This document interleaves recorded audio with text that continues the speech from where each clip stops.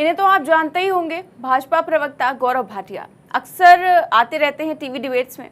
ये वही प्रवक्ता हैं जिनकी बदतमीजियां देखकर कांग्रेस की महिला प्रवक्ता ने इनके साथ डिबेट करने से लाइव साफ मना कर दिया था। और अब ये नेशनल चैनल पर लाइव आप प्रवक्ता रीना गुप्ता से कह रहे हैं कि जब मैं आपको छेड़ूंगा, फिर जब मैं इनको छेड़ूंगा, तो सुना आपने, कह रहे हैं कि जब मैं आपको छेड़ूंगा, इस तरह की बात कर रहे हैं। मतलब भाजपा बेटी बचाओ बेटी पढ़ाओ के नारे देती है और इस पार्टी की प्रवक्ता ने कैसे अपने बीजेपी से मिले हुए संस्कार का परिचय दिया है, आप खुद देख सकते हैं। और जब गौरव भाटिया ने छेड़ने वाली बात कही तो एंकर ने क्या कहा वो सुनिए। देखिए अब इसमें 30 सेकंड वेस्ट हो जाएगा। तो एंकर कह रहा है कि देखिए छेड़िए मत, इसमें 30 सेकंड वेस्ट हो जाएंगे। मैं सर खुजला के बाल ही नोच लूंगा ना। और फिर एंकर कह रहा है कि मैं सिर खुजा के बाल ही नोच लूंगा आपने।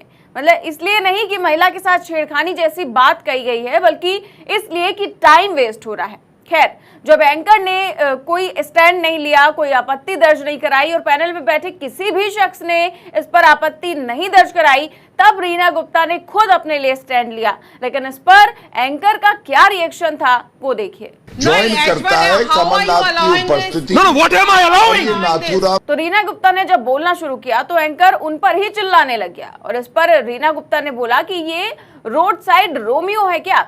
इस पर एंकर उल्टा उन्हें ही ज्ञान देने लगा और कहने लगा कि आप किस तरह की भाषा का इस्तेमाल कर रही हैं। बताएं कि घमंडिया में कैसे हिस्सेदारी ये लोग देते हैं। आप किस तरह के शब्दों का इस्तेमाल कर रही हैं?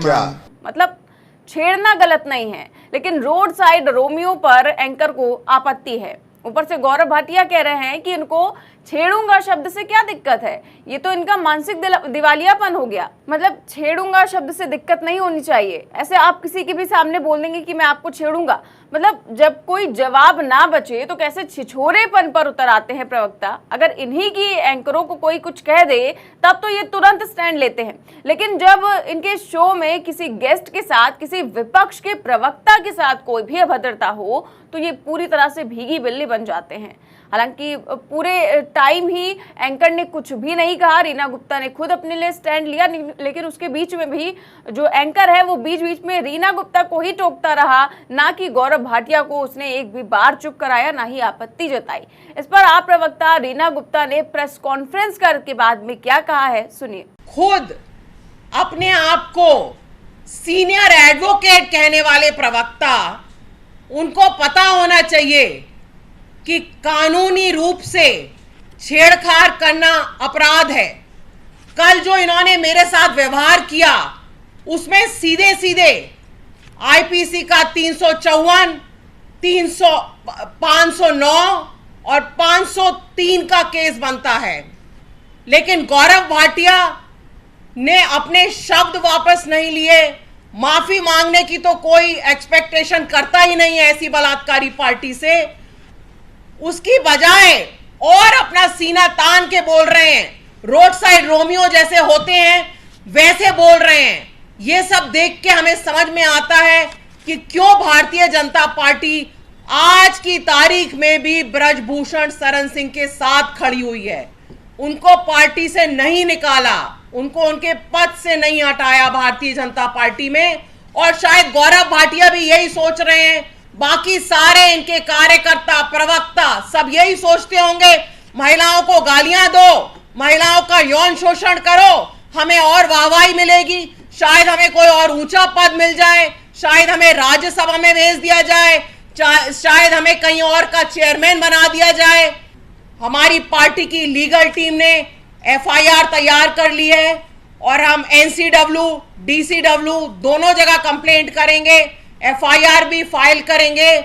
और मैं खुद प्रधानमंत्री मोदी जी को खत लिखूंगी कि दिल्ली में उन्होंने जगह जगह जो G20 में महिलाओं की तस्वीरें लगाई हैं, महिला सशक्तिकरण की बातें वो कर रहे हैं, तस्वीरें चिपकाने से महिलाओं का सशक्तिकरण नहीं होगा। जब तक उनकी पार्टी में इस तरह के लोग हैं, जब तक उनकी पार्टी में ऐसे लोग हैं जो महिलाओं के खिलाफ ऐसे वक्तव्य देते रहते हैं, महिलाओं का शोषण करते रहते हैं, तब तक इस देश में महिला सशक्तिकरण की बात भी उनको नहीं करनी चाहिए। तो रीना गुप्ता ने कहा कि वो गौरव भाटिया के खिलाफ राष्ट्रीय महिला आयोग यानी कि NCW और दिल्ली महिला आयोग DCW में शिकायत दर्ज कराएंगी और प्रधानमंत्री नरेंद्र मोदी को भी पत्र लिखेंगी। लेकिन आप सोचिए कि टीवी डिबेट्स का स्तर कैसा होता जा रहा है। मतलब सत्ता पक्ष का कोई भी नेता विपक्ष को किसी भी तरह कुछ भी बोल देगा, लेकिन जो एंकर हैं वो बिल्कुल ही खामोश हो जाते हैं, एक बार भी आपत्ति दर्ज नहीं कराते हैं। और शायद यही कारण है कि इंडिया गठबंधन ने बड़ा फैसला लेते हुए बड़ी संख्या में गोदी एंकरों के बॉयकॉट की तैयारी कर ली है। जी हाँ, पिछले कुछ समय से देखा जा रहा है कि मीडिया किस तरह से पूरी तरह से सरकार का चारण बनकर रह गया है, जिसके निशाने पर केवल और केवल विपक्षी दल है। लेकिन अब विपक्षी दल इंडिया ने मीडिया चैनलों को लेकर मास्टर प्लान तैयार कर लिया है और इस मास्टर प्लान के तहत कुछ नामों को डिसाइड किया गया है जिनके शो का अब बहिष्कार किया जाएगा। क्या है पूरा मामला, आपको बताते हैं। दरअसल 2024 की लड़ाई में विपक्षी गठबंधन इंडिया ने कुछ चुनिंदा मीडिया संस्थानों के चुनिंदा न्यूज एंकर्स को भी शामिल कर लिया है। सूत्रों के मुताबिक विपक्षी गठबंधन टीवी मीडिया चैनलों के एंकर्स की एक लिस्ट तैयार कर रहा है जिनका बहिष्कार किया जाएगा और विभिन्न घटक दलों के नेता उन न्यूज एंकर्स के शो और डिबेट में हिस्सा नहीं लेंगे। इस सूची में उन एंकर्स को शामिल किया जाएगा जो अपनी बहस में विपक्षी नेताओं को पूरी जगह नहीं देते हैं और साथ ही उन पर एक नेगेटिव नैरेटिव थोपने की कोशिश करते हैं जो विपक्ष के हितों के खिलाफ लेकिन अक्सर भाजपा के पक्ष में काम करता है।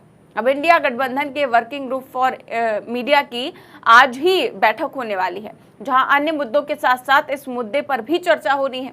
और कार्य समिति की एक सदस्य नेता ने नाम ना छापने की शर्त पर ईटी को ये बताया कि गठबंधन की कार्य समिति द्वारा 1 महीने में ऐसी लिस्ट जारी करने की संभावना है और 2024 के लोकसभा चुनावों तक उन प्रतिबंधों का पालन गठबंधन के नेताओं द्वारा किया जाएगा। यानी कि जिन एंकर्स को बॉयकॉट किया जाएगा उनके शोज में जो विपक्ष का कोई भी नेता जो है वो पार्टिसिपेट नहीं करेगा। इस लिस्ट में हिंदी और अंग्रेजी दोनों ही न्यूज चैनल्स के एंकर जो है शामिल होंगे और गठबंधन की रणनीति किसी भी चैनल का बहिष्कार करने की नहीं है, बल्कि वहां पर काम कर रहे कुछ वैसे चुनिंदा एंकर्स का बहिष्कार करने का प्लान है जो अपनी बहस और शो के दौरान एक नेगेटिव नैरेटिव थोपने की कोशिश करते हैं। इस सूची में लगभग 8 से 9 एंकर्स का नाम होने की संभावना है। फिलहाल इस पर कांग्रेस प्रवक्ता पवन खेड़ा ने भी एक बड़ा बयान देते हुए ट्वीट करते हुए कह भी दिया है कि प्रिय एंकर्स, यदि आपके किसी शो में संघ विचारक, प्रचारक आदि राजनीतिक विश्लेषक बनकर बैठेंगे तो हम भी राजनीतिक विश्लेषक भेजेंगे। अगर आपको ये स्वीकार्य नहीं है तो ऐसे किसी शो में कांग्रेस भाग नहीं लेगी।